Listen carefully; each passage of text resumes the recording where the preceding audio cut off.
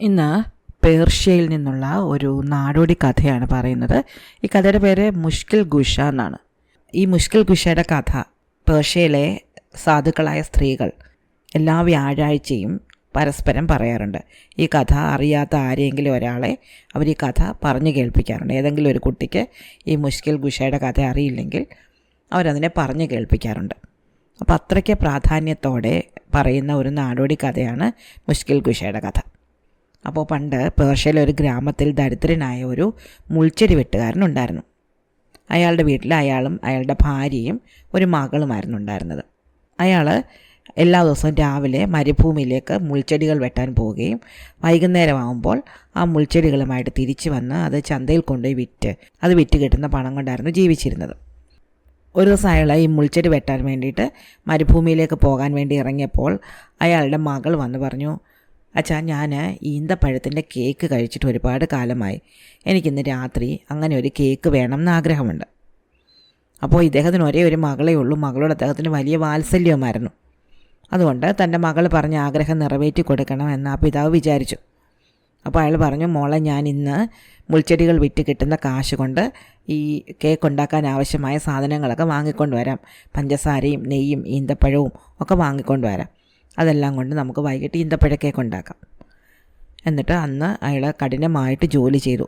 ഒരുപാട് മുൾച്ചെടികൾ വെട്ടി.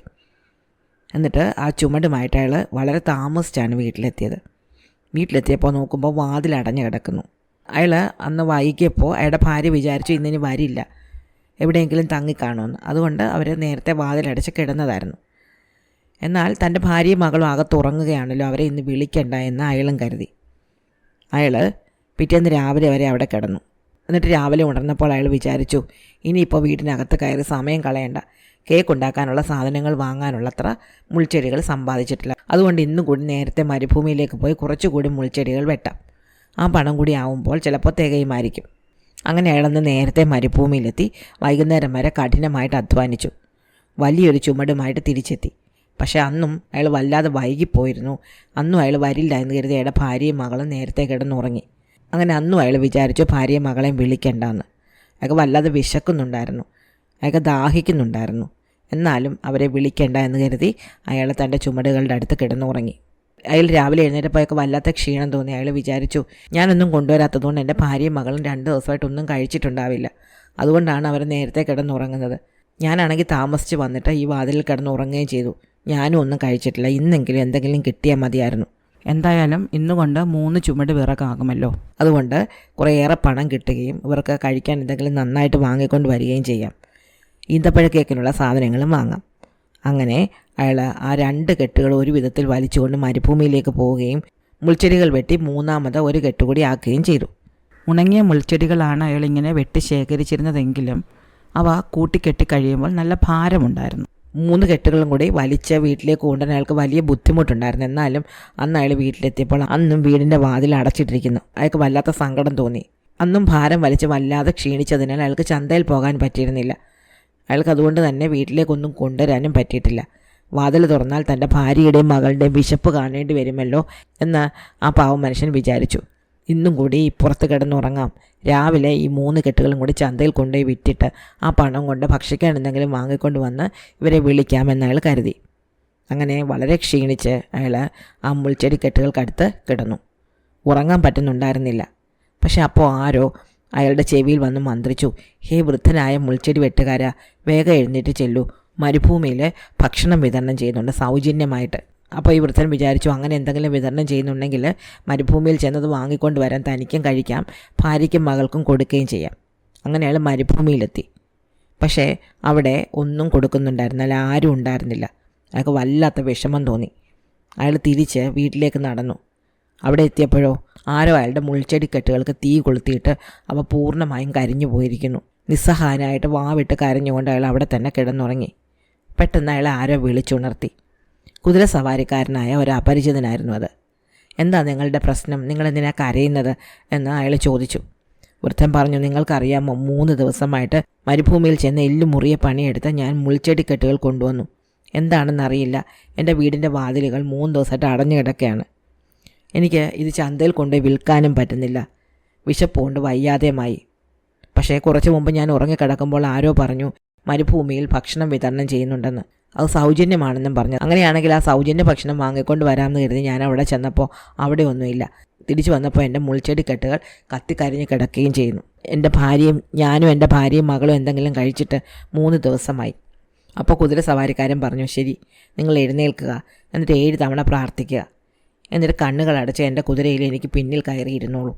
വൃദ്ധന് ആദ്യം സംശയം തോന്നിയെങ്കിലും പിന്നെ വിചാരിച്ചു എന്തായാലും വരുന്നത് വരട്ടെ. അയാൾ 7 തവണ പ്രാർത്ഥിച്ചു, കണ്ണുമടച്ച് കുതിരപ്പുറത്ത് കയറി. കണ്ണ് തുറക്കരുത് എന്ന് പറഞ്ഞുകൊണ്ട് അപരിചിതൻ കുതിരയെ പായിച്ചു. വൃദ്ധൻ ആ കുതിരപ്പുറത്ത് അങ്ങനെ ഇരുന്നു. അങ്ങനെ അവസാനം അവർ വീണ്ടും മരുഭൂമിയിലെത്തി. കാറ്റിൻ്റെ ശബ്ദം കൊണ്ടും പൊടി കൊണ്ടും അത് മരുഭൂമിയാണ് എന്ന് ഈ മുൾച്ചെടി വെട്ടുകാരന് മനസ്സിലായി. കുതിര ഓടിച്ചിരുന്ന അപരിചിതൻ പറഞ്ഞു, 3 പ്രാവശ്യം പ്രാർത്ഥിച്ചിട്ട് നിലത്തിറങ്ങിക്കൊള്ളൂ. അങ്ങനെ അയാൾ 3 തവണ പ്രാർത്ഥിച്ചിട്ട് കുതിരപ്പുറത്ത് നിന്ന് നിലത്തിറങ്ങി. അയാൾ പറഞ്ഞു, ഇനി ഇവിടെയുള്ള കല്ലുകളാവുന്നത്ര പിറക്കിയെടുത്തോളൂ. ഇത് കേട്ടപ്പോൾ ഇയാൾക്ക് വലിയ നിരാശ തോന്നി. എന്നെ ഇത്ര ദൂരം ഇയാൾ കൊണ്ടുവന്ന് ഈ കല്ലുകൾ തരാനാണ്, ഞാൻ ഈ കല്ലുകൾ കൊണ്ട് എന്ത് ചെയ്യും? അയാൾ ചോദിച്ചു, ഈ കല്ലുകൾ പിറക്കെ കൂട്ടിയിട്ട് ഞാൻ എന്ത് ചെയ്യാനാണ്? എൻ്റെ മോളുടെ വിശപ്പിന് ഞാൻ എങ്ങനെ പരിഹാരം കണ്ടെത്തും? എനിക്ക് ഒരുപാട് കാലം കാത്തിരുന്നുണ്ടായ മകളാണ്. എൻ്റെ ഭാര്യയ്ക്കും എനിക്കും വാർദ്ധക്യത്തിലാണ് ഒരു മകളെ കിട്ടിയത്.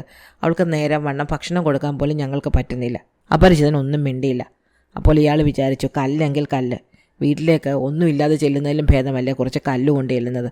അയാൾ കുറേ കല്ലുകൾ പെറുക്കി കൂട്ടി. തൻ്റെ ചാക്കിലും കീശകളിലും കോട്ടിൻ്റെ മടുക്കുകളിലും ഒക്കെ ആ കല്ലുകളെ നിറച്ചു. അപ്പോൾ അപരിചിതൻ പറഞ്ഞു, ഇനി 3 പ്രാവശ്യം പ്രാർത്ഥിക്കൂ, എന്നിട്ട് എനിക്ക് പിന്നിലായി കയറിക്കൊള്ളൂ. അങ്ങനെ ഈ മുൾച്ചെടി വെട്ടുകാരൻ വീണ്ടും 3 തവണ പ്രാർത്ഥിക്കുകയും ഈ കുതിരയുടെ പിന്നിൽ കയറിയിരിക്കുകയും ചെയ്തു. അതിവേഗം സഞ്ചരിച്ച് അവർ അയാളുടെ വീട്ടിൽ തന്നെ തിരിച്ചെത്തി. അപ്പോൾ ഈ അപരിചിതൻ പറഞ്ഞു, ഇനി 3 തവണ പ്രാർത്ഥിച്ചിട്ട് താഴെ ഇറങ്ങിക്കോളൂ. മുൾച്ചെടി വെട്ടുകാരൻ താഴെ ഇറങ്ങി. അപ്പോൾ അപരിചിതൻ പറഞ്ഞു, താങ്കൾ കല്ലുകൾ കൊണ്ട് മകളുടെ ആഗ്രഹങ്ങളൊക്കെ നിറവേറ്റി കൊടുത്തോളൂ, അതൊക്കെ നിങ്ങൾക്ക് പറ്റും. പക്ഷെ ഒരിക്കലും നിങ്ങളുടെ പ്രയാസങ്ങളെ നീക്കിത്തന്ന മുഷ്കിൽ ഗുഷായെ മറക്കരുത്. വ്യാഴാഴ്ചകളിൽ മുഷ്കിൽ ഗുഷായുടെ നോമ്പ് നോൽക്കുകയും ഈ കഥ മറ്റൊരാൾക്ക് പറഞ്ഞു കൊടുക്കുകയും വേണം. മുഷ്കിൽ ഗുഷായ്ക്ക് വേണ്ടി ഈന്തപ്പഴങ്ങൾ ദാനം ചെയ്യണം. ഒരിക്കലും മുഷ്കിൽ ഗുഷായെ മറക്കരുത്. ഇത്രയും പറഞ്ഞിട്ട് ആ കുതിര സവാരിക്കാരൻ മിന്നൽ വേഗത്തിൽ അവിടുന്ന് അങ്ങ് പോയി. വൃദ്ധൻ വാതിലിൽ ശക്തിയായി മുട്ടി. ഭാര്യയും മകളും ഉണർന്നു. ആകാംക്ഷയോടെ വാതിൽ തുറന്ന് പുറത്തു വന്ന അവരെ മുൾച്ചെടി വെട്ടുകാരൻ വളരെ ക്ഷീണിതനായിട്ട് മുറ്റത്ത് നിൽക്കുന്നത് കണ്ടു. ഭാര്യ വിഷമത്തോടെ ചോദിച്ചു, 2-3 ദിവസം നിങ്ങൾ എവിടെയായിരുന്നു? നിങ്ങളെ കാണാൻ ഞങ്ങൾ എത്രയധികം ബുദ്ധിമുട്ടിയെന്നറിയാമോ? അപ്പോൾ ഇയാൾ നടന്ന കാര്യങ്ങളൊക്കെ പറഞ്ഞു. എന്നിട്ട് താൻ കൊണ്ടുവന്ന കല്ലുകൾ അവരുടെ മുറിയുടെ ഒരു മൂലയിൽ കൂട്ടിയിടുകയും ചെയ്തു. അതിനുശേഷം വിശന്ന് അവർ 3 പേര് ഉറങ്ങാൻ കിടന്നു. പിറ്റേന്ന് രാവിലെ എന്തെങ്കിലും ചെയ്യാം എന്ന് കരുതി. അപ്പോൾ ഒരു സംഭവമുണ്ടായി. ഇവരുടെ വീടിൻ്റെ തൊട്ടടുത്ത വീട്ടിലെ ഒരു കുട്ടിയെ തേള് കടിച്ചു. ആ വീട്ടുകാരെ അവരുടെ മുറ്റത്ത് നിന്നുകൊണ്ട് മുൾച്ചെടി വെട്ടുകാരനെ ഉറക്കെ വിളിച്ചു, അയൽക്കാരാ, താങ്കളുടെ വീട്ടിൽ തീ കത്തുന്നുണ്ടല്ലോ, ദയവായി ഞങ്ങൾക്കൊരു തീക്കൊള്ളി തരൂ, ഞങ്ങളുടെ കുഞ്ഞിനെ തേൾ കടിച്ചിരിക്കുന്നു. ഇത് കേട്ട മുൾച്ചെടി വെട്ടുകാരൻ ആശ്ചര്യപ്പെട്ടു. അയാളുടെ വീട്ടിൽ വിളക്കോ തീയോ ഒന്നും കത്തുന്നുണ്ടായിരുന്നില്ല. അയാൾ പറഞ്ഞു, ഇല്ല ഇവിടെ തീയൊന്നും കത്തിച്ചിട്ടില്ലല്ലോ, നിങ്ങളെന്താ അങ്ങനെ പറഞ്ഞത്? അപ്പോൾ അയൽക്കാരൻ വിളിച്ചു പറഞ്ഞു, നിങ്ങളുടെ വീട്ടിൽ നിന്ന് വലിയൊരു പ്രകാശം കാണുന്നുണ്ടല്ലോ. മുൾച്ചെടി വെട്ടുകാരൻ്റെ ഭാര്യ എഴുന്നേറ്റ് നോക്കുമ്പോൾ നേരാണ്. മുൻവശത്തെ മുറിയുടെ മൂലയിൽ കൂട്ടിയിരിക്കുന്ന കല്ലുകൾ തിളങ്ങുകയും മിന്നൽ പോലെ ജ്വലിക്കുകയും ചെയ്യുന്നു. അവയിൽ നിന്നുള്ള പ്രകാശം മേൽക്കൂരയുടെ ദ്വാരത്തിലൂടെ വീടിന് ചുറ്റും പ്രസരിക്കുന്നുണ്ട്. അവർ ഓടിച്ചെന്നൊരു പഴംതുണി കൊണ്ട് ആ ദ്വാരം അടച്ചു. എന്നിട്ട് ഉറക്കെ വിളിച്ചു പറഞ്ഞു, ഇവിടെ തീയും പ്രകാശവും ഒന്നുമില്ല, മേൽക്കൂരയിൽ നിലാവ് വീണതുകൊണ്ട് നിങ്ങൾ തെറ്റിദ്ധരിച്ചതാണ്. ഇത് കേട്ട് നിരാശരായ അയൽക്കാർ തീ കത്തിക്കാനായി അവരുടെ വീട്ടിലേക്ക് തന്നെ തിരിച്ചുപോയി. ആ സ്ത്രീ തൻ്റെ ഭർത്താവിനോട് പറഞ്ഞു, നിങ്ങൾ ഇന്നലെ കൊണ്ടുവന്ന കല്ലുകൾ തിളങ്ങുകയും ജ്വലിക്കുകയും ചെയ്യുന്നുണ്ട്. അത് കാരണം നമ്മുടെ മുറിയിൽ വല്ലാത്ത പ്രകാശമുണ്ട്. അത് നല്ല വിലയുള്ള കല്ലാണ്. അങ്ങനെ ഈ ഭാര്യയും ഭർത്താവും കൂടെ അപ്പോൾ തന്നെ ചാക്കുകളും സഞ്ചികളും ഒക്കെ കൊണ്ടുവന്ന് അവ മൂടിയിട്ടു. പിറ്റേന്ന് രാവിലെ ആ കല്ലുകളെല്ലാം മനോഹരങ്ങളായ രത്നക്കല്ലുകളായി മാറിയതായിട്ട് അവർ കണ്ടു. അത് കണ്ട മുൾച്ചെടി വെട്ടുകാരനും ഭാര്യയ്ക്കും വളരെയധികം സന്തോഷം തോന്നി. അപ്പോൾ അയാൾ ഭാര്യയോട് പറഞ്ഞു, ഇത് നമുക്ക് ദൈവം തന്ന സമ്മാനമാണ്, നീ വേഗം ഇതിലൊരു കല്ലെടുത്തു കൊണ്ടുപോയി ചന്തയിൽ കൊണ്ടുപോയി വിൽക്ക്. അങ്ങനെ അയാളുടെ ഭാര്യ തൻ്റെ ഏറ്റവും നല്ല ഉടുപ്പൊക്കെ ഇട്ടുകൊണ്ട് മൂടുപടം ഇട്ടുകൊണ്ട് ചന്തയിലെ പേര് കേട്ട ഒരു ആഭരണ കടയിലേക്ക് പോയി. തൻ്റെ കയ്യിലുണ്ടായിരുന്ന രത്നക്കല്ല് ആ രത്ന വ്യാപാരിയെ കാണിച്ചിട്ട് അവർ ചോദിച്ചു, ഇതിന് എന്ത് വില വരും? ആ രത്നക്കല്ല് കണ്ട് ആ വ്യാപാരിയുടെ കണ്ണ് തള്ളിയെങ്കിലും അയാൾ ഈ സ്ത്രീയെ പറ്റിക്കാം എന്ന് കരുതി വളരെ ചെറിയൊരു തുകയാണ് പറഞ്ഞത്. ഞാനിതിനെ 10 വെള്ളി നാണയങ്ങൾ തരാം. പക്ഷേ മുൾച്ചെടി വെട്ടുകാരൻ്റെ ഭാര്യയ്ക്ക് മനസ്സിലായി ഇയാൾ പറ്റിക്കുകയാണെന്ന്. അതുകൊണ്ട് അവർ പറഞ്ഞു, എന്നെ പറ്റിക്കണ്ട, ഞാനിത് വിൽക്കാൻ പോകുന്നില്ല. അപ്പോൾ അയാൾ പറഞ്ഞു, ഞാൻ നിനക്ക് 20 വെള്ളി നാണയങ്ങൾ തരാം. അപ്പോഴും ആ സ്ത്രീ പറഞ്ഞു, വേണ്ട, എനിക്ക് 20 വെള്ളി നാണയങ്ങൾ പോരാ. അപ്പോൾ അയാൾ പറഞ്ഞു, ഞാൻ നിനക്ക് 100 വെള്ളി നാണയങ്ങൾ തരാം. അപ്പോഴും അവർ സമ്മതിച്ചില്ല. അപ്പോൾ അയാൾ അവർക്ക് 100 സ്വർണ്ണ നാണയങ്ങൾ കൊടുത്തു. അങ്ങനെ 100 സ്വർണ്ണ നാണയങ്ങൾക്ക് ഒരു ചെറിയ കല്ല് അവർ വിറ്റിട്ട് അതുകൊണ്ട് അത്യാവശ്യ ഭക്ഷണ സാധനങ്ങൾ വാങ്ങി. മകൾക്ക് വേണ്ടി ഈന്തപ്പഴക്കേക്കിനുള്ള സാധനങ്ങളും വാങ്ങി. അങ്ങനെ അന്ന് അവർ സുഭിക്ഷമായി കഴിഞ്ഞു. പിറ്റേന്ന് കൂടുതൽ കല്ലുകൾ അവർ ആഭരണശാലയിലേക്ക് കൊണ്ടുവരികയും അങ്ങനെ അത് വിറ്റ് അവർ വലിയ ധനികരായി തീരുകയും ചെയ്തു. അങ്ങനെ ഇരിക്കും ഒരു ദിവസം അവരുടെ മകള് അവരുടെ വീടിൻ്റെ മട്ടുപ്പാവിൽ കാറ്റ് കൊല്ലാനായിരുന്നപ്പോൾ അവരുടെ വീടിന് നേരെ എതിർവശത്തുള്ള മനോഹരമായ കൊട്ടാരത്തിൽ രാജകുമാരി ഇരിക്കുന്നത് കണ്ടു. അപ്പോൾ പെൺകുട്ടി ഓടി വന്നിട്ട് തൻ്റെ പിതാവിനോട് പറഞ്ഞു, നമ്മളുടെ വീടിൻ്റെ എതിർവശത്ത് കാണുന്ന പോലത്തെ ഒരു കൊട്ടാരം എനിക്കും വേണം. അപ്പോൾ അച്ഛൻ മകളോട് പറഞ്ഞു, മോളെ അത്തരം ആഗ്രഹങ്ങളൊന്നും പാടില്ല. നീ എന്ത് വിഡ്ഢിത്തരമാണ് പറയുന്നത്? രാജാവ് നിർമ്മിക്കുന്നത് പോലെയൊക്കെ നമ്മൾ നിർമ്മിക്കാൻ പാടുണ്ടോ? അത് രാജാവ് സ്വന്തം മകൾക്ക് താമസിക്കാൻ വേണ്ടി നിർമ്മിച്ച ഒരു കൊട്ടാരമാണ്. നീ വെറും ഒരു മുൾച്ചെടി വെട്ടുകാരൻ്റെ മകളാണ്. നീ ഇത്തരം കാര്യങ്ങളൊന്നും ആഗ്രഹിച്ചുകൂടാ. പക്ഷേ ഈ മകൾ വലിയ പിടിവാശക്കാരിയായിരുന്നു. അവൾ പറഞ്ഞു, രാജകുമാരിയെപ്പോലെ തന്നെയാണ് ഞാനും ഇപ്പോൾ. ദൈവം എനിക്ക് വേണ്ടതെല്ലാം ആവശ്യത്തിന് തരുന്നുണ്ടല്ലോ. അതുകൊണ്ട് തന്നെ നല്ലൊരു കൊട്ടാരത്തിൽ ജീവിക്കാൻ എനിക്കും അവകാശമുണ്ട്. അവസാനം തൻ്റെ പിതാവിനോട് തർക്കിച്ച് അവൾ ജയിച്ചു. പിതാവ് രാജകുമാരിയുടേതുപോലെ തന്നെ ഒരു കൊട്ടാരം അവൾക്ക് നിർമ്മിച്ചു കൊടുത്തു. ഈ പെൺകുട്ടിയുടെ കൊട്ടാരത്തിന് പണി നടക്കുന്ന സമയത്ത് രാജകുമാരി അവിടെ ഉണ്ടായിരുന്നില്ല. കുറച്ച് ദിവസം അവിടെ താമസിച്ചതിന് ശേഷം അവൾ തൻ്റെ പിതാവിൻ്റെ അടുത്തേക്ക് മടങ്ങിപ്പോയിരുന്നു. കുറേ കാലത്തിന് ശേഷം അവൾ വീണ്ടും ഈ വസതിയിൽ താമസിക്കാനെത്തി. രാവിലെ എഴുന്നേറ്റ് അവൾ പുറത്തേക്ക് നോക്കുമ്പോൾ താൻ താമസിക്കുന്നത് പോലെ തന്നെയുള്ള ഒരു കൊട്ടാരം തൻ്റെ കൊട്ടാരത്തിൻ്റെ നേരെ എതിർവശത്ത് നിർമ്മിച്ചിരിക്കുന്നത് കണ്ടു. അതേ മാതൃക, അതേ നിറം, അതേ വലിപ്പം. രാജകുമാരിക്ക് ഇതൊട്ടും ഇഷ്ടപ്പെട്ടില്ല. അവൾ തൻ്റെ പരിചാരകരെ വിളിച്ചിട്ട് എൻ്റെ കൊട്ടാരത്തിൻ്റെ എതിർവശത്തായിട്ട് പുതിയ കൊട്ടാരം പണി കഴിപ്പിച്ചത് ആരാണ് എന്ന് ചോദിച്ചു. അപ്പോൾ അവർ പറഞ്ഞു, അതൊരു മുൾച്ചെടി വെട്ടുകാരൻ്റെ കൊട്ടാരമാണ്. അയാൾ തൻ്റെ മകൾക്ക് വേണ്ടി പണി കഴിപ്പിച്ചതാണ്. അയാൾ പണ്ട് വലിയ ദരിദ്രനായിരുന്നു, ഇപ്പോൾ വലിയ പണക്കാരനാണ്. രാജകുമാരി മുൾച്ചെടി വെട്ടുകാരനെ തൻ്റെ കൊട്ടാരത്തിലേക്ക് വിളിപ്പിച്ചിട്ട് ചോദിച്ചു, നിങ്ങളോട് ആര് പറഞ്ഞു ഇതുപോലത്തെ ഒരു കൊട്ടാരം നിർമ്മിക്കാൻ? എന്തിനാണ് നിങ്ങളത് ചെയ്തത്? കുറ്റബോധത്തോടെ തല താഴ്ത്തി ആ വൃദ്ധൻ പറഞ്ഞു, രാജകുമാരി എന്നോട് ക്ഷമിക്കണം. എനിക്ക് ആകപ്പാടെ ഒരു മകളേ ഉള്ളൂ. വിവാഹം കഴിച്ച് ഒരുപാട് കാലം കാത്തിരുന്ന എൻ്റെ വാർദ്ധക്യത്തിലുണ്ടായൊരു മകളാണ്. അവൾ കരയുകയും കേണപേക്ഷിക്കുകയൊക്കെ ചെയ്തപ്പോൾ എനിക്ക് മറ്റൊരു മാർഗ്ഗം ഉണ്ടായിരുന്നില്ല. അവളെ സന്തോഷിപ്പിക്കാൻ വേണ്ടിയിട്ടാണ് ഞാൻ ഇങ്ങനെയൊരു വീട് നിർമ്മിച്ചത്. അപ്പോൾ രാജകുമാരി പറഞ്ഞു, അങ്ങനെയാണെങ്കിൽ നിങ്ങളുടെ മകളെ എൻ്റെ അടുത്തേക്ക് അയക്കൂ, ഞാൻ അവളെ ഒന്ന് കാണട്ടെ. അങ്ങനെ മുൾച്ചെടി വെട്ടുകാരൻ്റെ മകൾ വളരെ ആഡംബരത്തോടെ രാജകുമാരിയുടെ കൊട്ടാരത്തിലേക്ക് ചെന്നു. അവളെ കണ്ടപ്പോൾ രാജകുമാരിക്ക് അവളെ ഇഷ്ടപ്പെട്ടു. അവളുടെ വസ്ത്രങ്ങൾ വളരെ മനോഹരങ്ങളായിരുന്നു. അവൾ സുന്ദരിയായിരുന്നു. അവളുടെ ആഭരണങ്ങൾ വളരെ വിലയേറിയതായിരുന്നു. രാജകുമാരിയുടെ ആഭരണങ്ങളെക്കാൾ വിലയേറിയ ആഭരണങ്ങളായിരുന്നു ഈ പെൺകുട്ടി ധരിച്ചിരുന്നത്. അങ്ങനെ രാജകുമാരി അവളും കൂടെ കൂട്ടുകാരായി. അവരെ വൈകുന്നേരം വരെ സംസാരിച്ചിരുന്നു. പിറ്റേന്ന് ഒരു വിനോദയാത്രയ്ക്ക് പോകാമെന്ന് ഇരുവരും തീരുമാനിക്കുകയും ചെയ്തു. അടുത്ത ദിവസം അവരവരുടെ കുതിരകളിലേറി സ്വല്പം അകലെയുള്ളൊരു പൂന്തോട്ടത്തിലേക്ക് ഈ മുൾച്ചെടിക്കാരൻ്റെ മകളും രാജകുമാരിയും പരിവാരങ്ങളോടൊന്നിച്ച് പോയി. അവർ കുറേ നേരം അവിടെ കളിച്ചു, സംസാരിച്ചു, ഭക്ഷണം കഴിച്ചു. ആ പൂന്തോട്ടത്തിലൊരു തടാകമുണ്ടായിരുന്നു. രണ്ടുപേരും അതിൽ കുളിക്കാനിറങ്ങി. അപ്പോൾ രാജകുമാരി തൻ്റെ കഴുത്തിൽ ധരിച്ചിരുന്ന ഒരു മാല നഷ്ടപ്പെട്ടു പോകാതിരിക്കാനായിട്ട് ഒരു മരത്തിൻ്റെ കൊമ്പിൽ കൊളുത്തിയിട്ടിരുന്നു. തടാകത്തിൽ കളിക്കുകയും കുളിക്കുകയൊക്കെ ചെയ്ത് കുറേ സമയം ചെലവഴിച്ചതിന് ശേഷം ഇവർ രണ്ടുപേരും കരയിൽ കയറി വസ്ത്രം ധരിച്ച് പോകാനൊരുങ്ങി. ഇങ്ങനെ പോകുന്ന പോക്കിൽ തൻ്റെ മാല മരക്കൊമ്പിൽ നിന്നെടുക്കാൻ രാജകുമാരി മറന്നുപോയി. രണ്ടുപേരും അവരവരുടെ വീടുകളിലെത്തി. കുറച്ചു നേരം കഴിഞ്ഞപ്പോഴാണ് രാജകുമാരി തൻ്റെ മാല നഷ്ടപ്പെട്ട വിവരം അറിഞ്ഞത്. രാജകുമാരിക്ക് വളരെയധികം ദേഷ്യം വന്നു. തൻ്റെ കൂടെ വന്ന ഈ മുൾച്ചെടിക്കാരൻ്റെ മകളായിരിക്കും ഇത് മോഷ്ടിച്ചത് എന്ന് രാജകുമാരി കരുതി. രാജകുമാരി ഉടൻ തന്നെ മുൾച്ചെടിക്കാരൻ്റെ മകളുടെ വീട്ടിലേക്ക് ചെല്ലുകയും നീ എൻ്റെ മാല മോഷ്ടിച്ചു അല്ലേ എന്ന് ചോദിക്കുകയും ചെയ്തു. അപ്പോൾ ആ പെൺകുട്ടി ശാന്തമായിട്ട് പറഞ്ഞില്ല രാജകുമാരി, ഞാനത് കണ്ടിട്ട് പോലുമില്ല.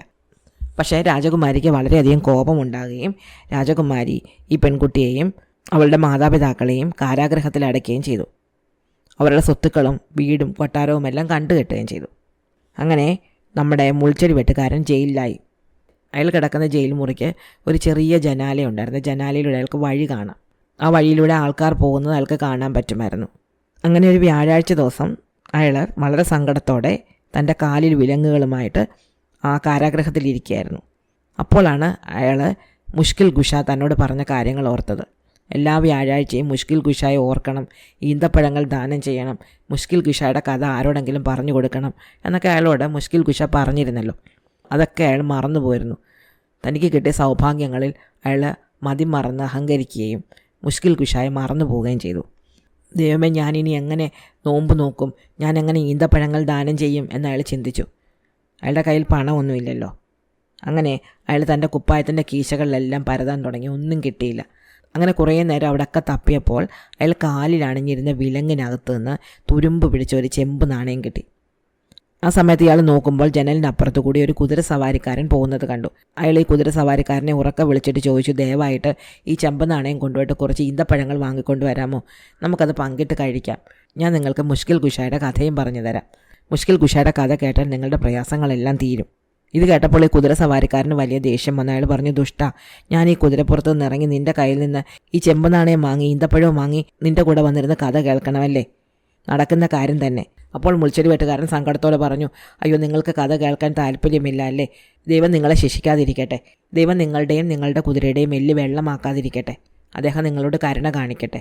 ആ അപരിചിതനൊന്നും കേൾക്കാതെ കുതിര ഓടിച്ചു പോയി. പക്ഷേ കുറച്ച് ദൂരം ചെന്നതോടെ ആ കുതിരയുടെ കാൽ തെറ്റി അത് വീണു. കുതിര സവാരിക്കാരൻ കൈ കുത്തിയാണ് വീണത്. കുതിരയുടെ കാലിലെ എല്ലും അയാളുടെ കയ്യിലെ എല്ലും ഒടിഞ്ഞു പോയി. അയാൾ അവിടെ നിന്ന് വളരെ കഷ്ടപ്പെട്ട് തൻ്റെ വീട്ടിലേക്ക് പോയി. മുൾച്ചെടി വെട്ടുകാരനാണെങ്കിൽ ഇനിയും ഈ ജനാലയ്ക്ക് അടുത്തുകൂടി ആരെങ്കിലും വരണേ എന്ന പ്രാർത്ഥനയോടെ അവിടെ കാത്തിരുന്നു. ഈ സമയത്ത് ഒരു ദരിദ്രനായ മനുഷ്യൻ അതുവഴി വന്നു. അയാൾ വളരെ ദുഃഖിതനായിരുന്നു. കാരണം അയാൾക്ക് ഒരേ ഒരു മകനേ ഉണ്ടായിരുന്നുള്ളൂ. ആ മകൻ മരണാസന്നനായി കിടക്കുകയാണ്. വലിയൊരു രോഗം വന്നു, മരിക്കാറായി. അപ്പോൾ അവന് ശവവസ്ത്രം വാങ്ങാൻ വേണ്ടിയിട്ട് അയാളുടെ ഭാര്യ അയാളെ വിട്ടതാണ്. ഈ ജനാലയ്ക്ക് അടുത്തുകൂടി പോകുമ്പോൾ ഈ മുൾച്ചെടി വെട്ടുകാരൻ അയാളെ വിളിച്ചു, സഹോദര, ഈ ചെമ്പ് നാണയം കൊണ്ട് കുറച്ച് ഈന്തപ്പഴം വാങ്ങിക്കൊണ്ട് വരാമോ? ഞാൻ നിങ്ങൾക്ക് മുഷ്കിൽ കുഷായുടെ കഥയും പറഞ്ഞു തരാം എന്ന് പറഞ്ഞു. ഇത് കേട്ട ആ മനുഷ്യൻ വിചാരിച്ചു, എന്തായാലും എൻ്റെ കുഞ്ഞിനെ എനിക്ക് നഷ്ടപ്പെടാൻ പോവുകയാണ്. ഈ മനുഷ്യൻ്റെ ആഗ്രഹമെങ്കിലും നടത്തി കൊടുക്കാം. അയാൾ മുൾച്ചെടി വെട്ടുകാരൻ്റെ കയ്യിൽ നിന്ന് നാണയം വാങ്ങി ചന്തയിൽ പോയി കുറച്ച് ഈന്തപ്പഴങ്ങൾ വാങ്ങിക്കൊണ്ട് വന്നു. മുൾച്ചെടി വെട്ടുകാരൻ അയാൾക്ക് മുഷ്കിൽ കുഷായുടെ കഥയും പറഞ്ഞു കൊടുത്തു. അവരൊപ്പം ഇരുന്ന് ആ ഈന്തപ്പഴം കഴിച്ചു. അത് കഴിഞ്ഞിട്ട് ആ മനുഷ്യൻ പറഞ്ഞു, ഞാൻ പോകട്ടെ, എൻ്റെ കുഞ്ഞ് മരിക്കാൻ കിടക്കുകയാണ്. അവൻ്റെ കഷ്ടത കണ്ട് സഹിക്കാൻ വയ്യാതെ ഞാൻ ഇറങ്ങി നടന്നതാണ്. ഇതും പറഞ്ഞുകൊണ്ട് അയാൾ തൻ്റെ വീട്ടിലേക്ക് പോയി. ചെന്നപ്പോൾ വീടിനകത്തുനിന്ന് കുഞ്ഞിൻ്റെ വർത്തമാനം കേൾക്കുന്നു. അത് കടന്നപ്പോൾ അയാൾക്ക് സ്വന്തം കണ്ണുകളെ വിശ്വസിക്കാൻ പറ്റിയില്ല. മരിക്കാറായി കിടന്നിരുന്ന തൻ്റെ മകൻ ചുറുചുറുക്കോടെ ഓടി നടക്കുന്നു, കലപില വർത്താനം പറയുന്നു. അയാൾ ഭാര്യയോട് ചോദിച്ചതല്ലേ എങ്ങനെ സംഭവിച്ചു? അവർ പറഞ്ഞു, എനിക്കും അറിഞ്ഞൂടാ. നിങ്ങൾ പോയി കുറച്ച് കഴിഞ്ഞപ്പോൾ അവൻ്റെ സ്ഥിതി മെച്ചപ്പെട്ടു. അവൻ വർത്താനം പറയാൻ തുടങ്ങി. പിന്നെ എഴുന്നേറ്റിരുന്ന് ഓടി നടക്കാൻ തുടങ്ങി. ഈ കഥ അരങ്ങേറുമ്പോൾ തന്നെ മറ്റൊരു സംഭവമുണ്ടായി.